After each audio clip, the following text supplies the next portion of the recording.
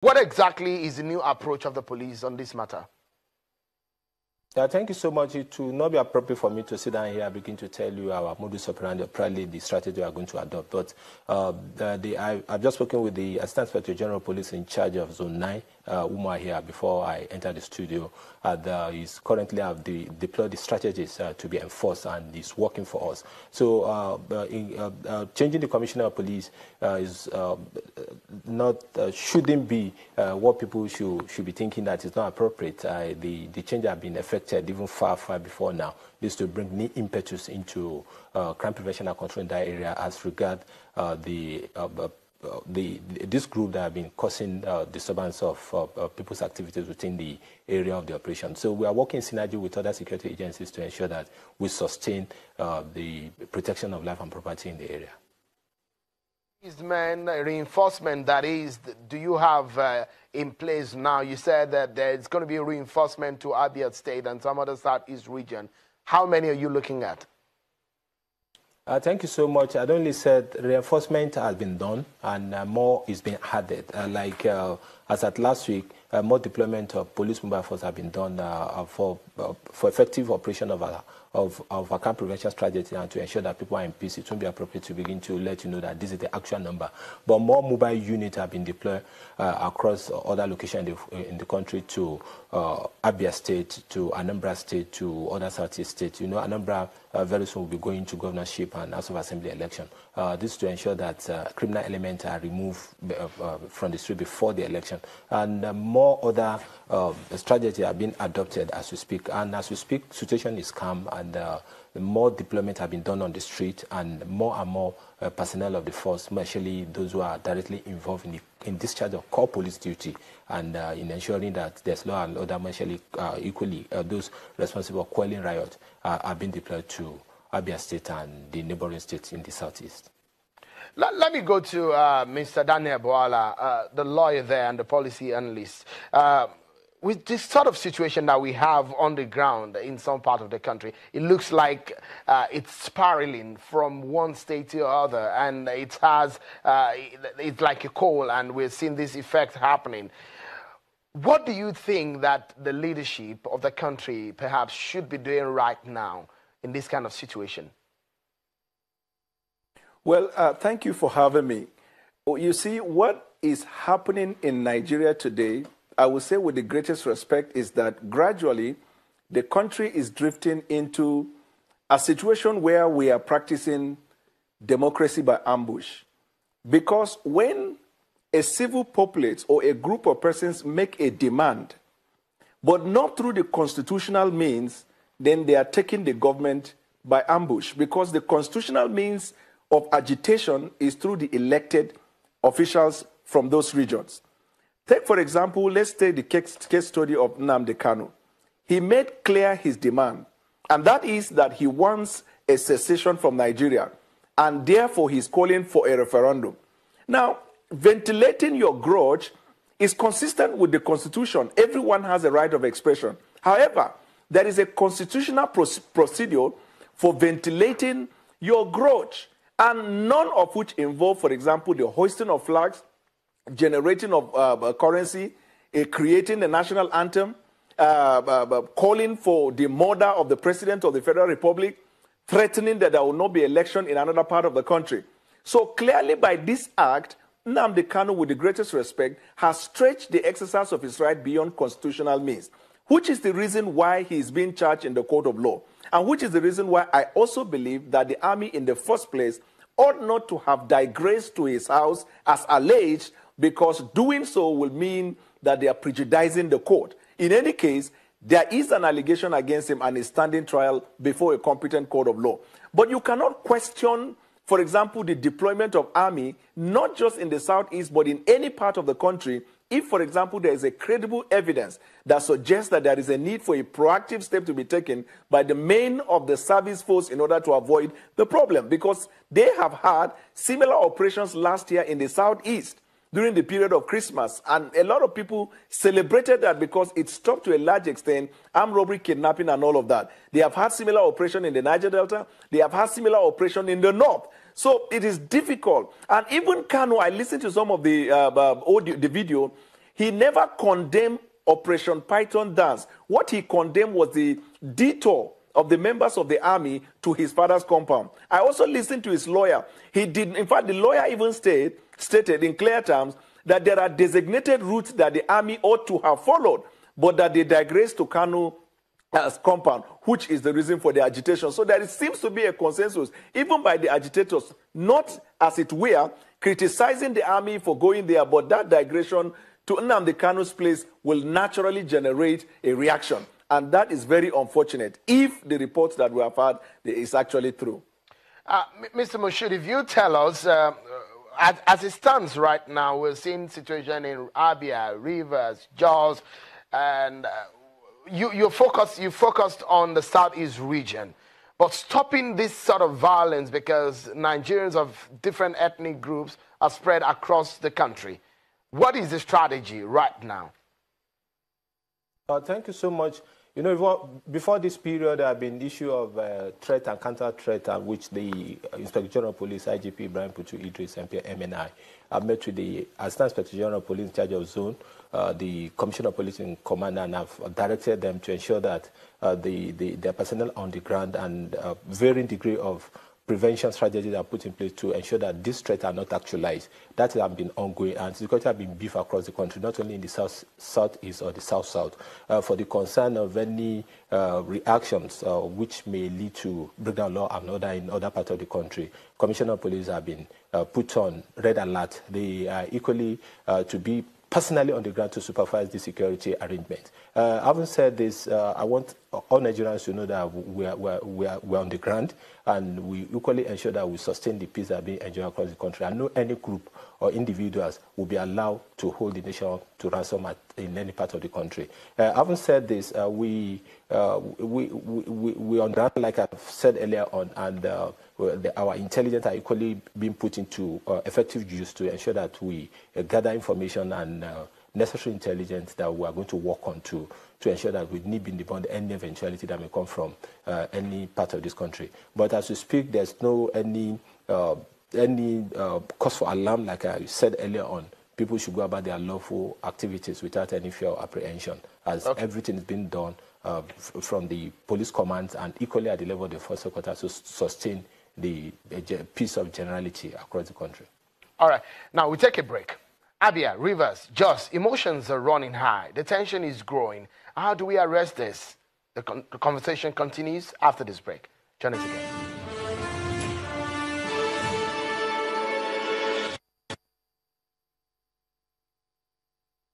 The security situation in the states in the past few days, which led to the deployment of soldiers into our state ahead of the Operation Python Dance 2, has become of great concern to both government and the citizenry. After several interventions, I want to inform you that by tomorrow morning, there will be gradual withdrawal of soldiers from the streets of Aba and Umuahia, apart from the pre-existing military checkpoints at various locations in the state, originally designed to curb kidnapping, armed robbery, and other violent crimes.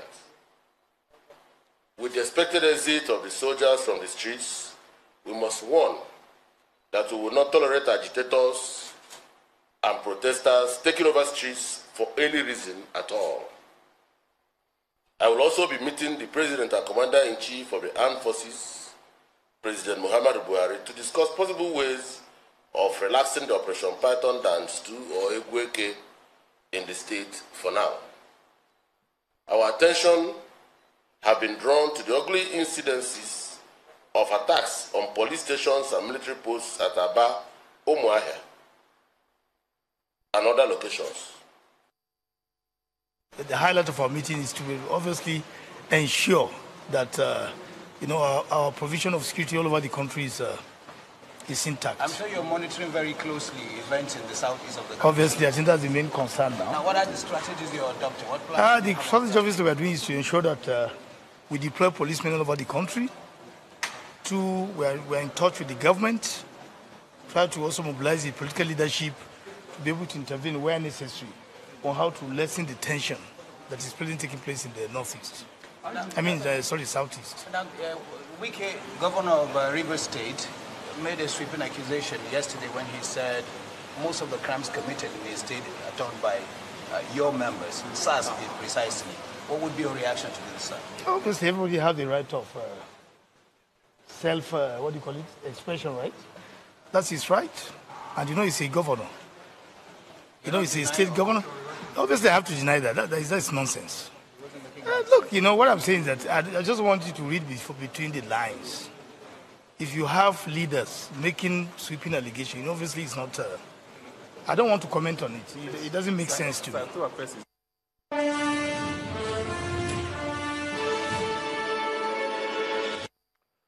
Welcome back, everyone, and thank you so much for staying with us. The situation in the southeast region of the country is what has taken our attention on the program today, and just how that situation can be arrested so it doesn't go beyond all of these situations: arson, destruction of properties, clashes.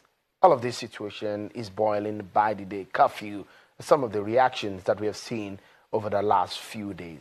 In our Abuja studio, we have, joining us on the program now is Dr. Sam Amadi, a lecturer at Bayes University, a constitutional lawyer, and also Mr. Daniel Buala, a lawyer based in Abuja. Both of them are now with us on the program. Let me quickly come to you, Dr. Amadi. As it stands right now, it seems to be an extraordinary situation that we have in the country, based on the Constitution of Nigeria and standard practice globally. What do you think, legally speaking, that the president, as the commander-in-chief of the armed forces, should be doing in intervention on this matter? Thank you very much. I think first is to say what's the legality of the deployment of soldiers on the streets. First and foremost, the president has part of what we call Section 5 powers of the president, includes the power as a chief executive to maintain the law, maintain security and orderliness. That's number one. The Constitution is very clear. Section 217 and 218 makes it very clear that the president's power to deploy troops are limited. First, external aggression. He would, of course, need National Assembly resolution. He needs it to protect internal attack against Nigeria. He needs that. And, of course, that's a clause that's called when in aid of civic authority to suppress insurrection. That word is critical. So in the U.S., of course, they have it, Article 2 powers of the president. It also includes the power to use limited use of military in civic engagement. And those uses are predicated on one, when to quell real civic disturbance of the nature, calamity, unexpected calamity, and of course, natural disaster where the National Guard could be at the request of the states. Now, what comes out clearly from all this jurisprudence, including our own Court of Appeal, in the case of, interestingly, Buhari against Obasanjo, the Court of Appeal made it very clear that you cannot even deploy soldiers to do election. Of course, election comes with some perception and, of course, threat of violence. And the Court of Appeal says, no. That must be, that's not one of the things you can use the military for. So, first argument is that, yes, like my colleague has argued, some actions of some persons could be illegal, then the police can handle it. It's facing trial. If there are issues of kidnap, the police says part of the reason, two justifications. One is to do with crime, described as kidnapping, armed robbery, and what they call agitation. Now look at it very well. Kidnapping, armed robbery are those exclusive responsibility of the police under Section 215 of the Constitution. And so the police has mandate to do that. And then if there's a threat to breakdown of law and order, if there is insurrection, riots of this type that the police cannot quench, then the military can come in, because those ones are now threat to national security. So essentially, we have to draw the line and say the agitation, that's the important one. Agitation is constitutionally permitted, like my friend said, under the Constitution. So it does not really amount to insurrection, as the Constitution says. It doesn't amount to quelling civil disturbance, as American Dictatum Act of the U.S. puts it, two categories. So essentially, truly, the president meant well, or the chief of army staff or the defense staff meant well, but this is conceivably an unconstitutional deployment of force. The threats that are first kidnapping, armed robbery, of course, Abuja-Kaduna roads, perhaps it has the highest per capita of kidnapping. Lagos, Evans, and all the stories makes Lagos everywhere Nigeria is kidnap prone. So there is really no justification. All right. Let's look at for deploying troops to the southeast. The resolution of some of these issues. And let me come to you, Mr. Bwala. In this kind of situation, in strategic planning and resolution of conflict, what do you think is best for us to, in handling these cases, to stop some of these situations in that southeast region? Well, as part of strategy for conflict resolution or even mediating violent conflict, sometimes you need to engage. First of all, you start by using the neutrals, and then you engage the principal actors on both sides to sit down so you can have a round table discussion. Now, were it not for the criminal action that has already been instituted against Kanu, I would have advised that the federal government should call Kanu through whatever ministry, call Kanu and have a word with him. But it may seem that the southeastern governors have had the first meeting with him in which there seems to be an agreement in some sort and which they are supposed to build on it. That is the first step. Now, at federal level, it is dicey. If the federal government, for example, calls Kanu now to dialogue with him in order to find a lasting solution, what it then means is that let's assume that the federal government reaches that conclusion. What happens to the criminal trial that Kanu is standing, before the court of law? Should the federal government interfere in the judicial act of the state to get him acquitted? That is another thing. But nothing stops the federal government from taking the proactive step of engaging the people, because as it stands, the agitation seems to be gathering momentum. It is just too late to assume. It is, in fact, to prove that it is genuine, which is the reason why the army is there. And if care is not taken, there is going to be a reprisal effect. For example, in other parts of the country, there are people who honestly believe they are being marginalized. They also are looking at the situation and can tomorrow begin to say they are going to agitate. Right. So let's allow Dr. Sam Amadi to give us a final thought on the matter now. Dr. Sam Amadi, online, offline, we're seeing a reprisal effect of this. We're seeing a dovetailing effect into some other parts of the country. In terms of political leadership and the way to go, what would you suggest? If you can give us your submission in about 30 seconds before we go. I would suggest quickly, Mr. President calls the governors of Southeast and the traditional rulers, if the case be, makes a clear case that, look, I am for protection of life and property in Southeast, because it's about trust. People feel this is a form of perhaps ethnic cleansing. People feel all kinds of rumors everywhere. So the president can take charge, make a statement, commit the governors to go back and say, people in Southeast, be peaceful, no reprisal, don't attack military targets, don't attack Hausa Fulani or Yorubas or just nobody. If the governors extract that commitment, Mr. President makes a statement, assures everybody, and then initiates a withdrawal of the troop. First and foremost, it's unnecessary. Look at it this way. If it's aimed at Cowan and Owen, and they said it's a parade or a show of force, it's not going to work in the long term, because these actions, all these videos of drowning, will be a mobilizer for IPOB. Look at what happened in the U.S. When Bush went on those mindless clampdown, they went back and discovered they need to fight for the hearts and mind of the people of Iraq and Iran and Afghanistan. So the president should take charge now, bring back the troops, and say, look, this is not about cleansing, and the governors go and speak to your people, assure them no reprisal, let's now walk back. Then Dr. Sam Amadi, I'm afraid we need to go. Dr. Sam Amadi, former chairman of NEC and a constitutional lawyer, lecturer at Base University, and of course our friend, Mr. Daniel Bwala,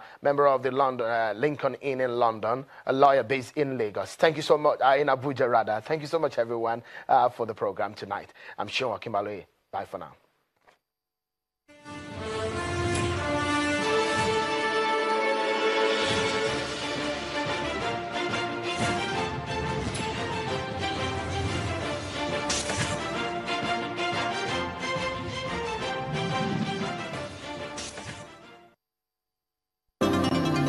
Day and night, we are on the road, following all the stories. And it takes a lot to earn your trust, to give you the coverage of always trusted, because no one has more experience to tell your story, to keep you informed.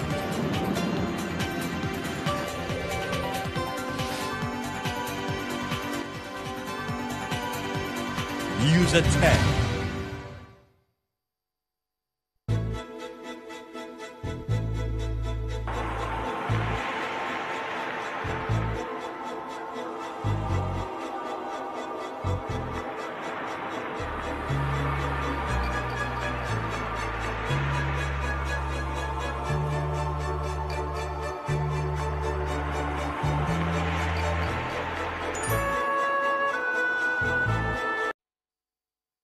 The security situation in the state in the past few days, which led to the deployment of soldiers into our state ahead of the Operation Python Dance 2, has become of great concern to both government and the citizenry.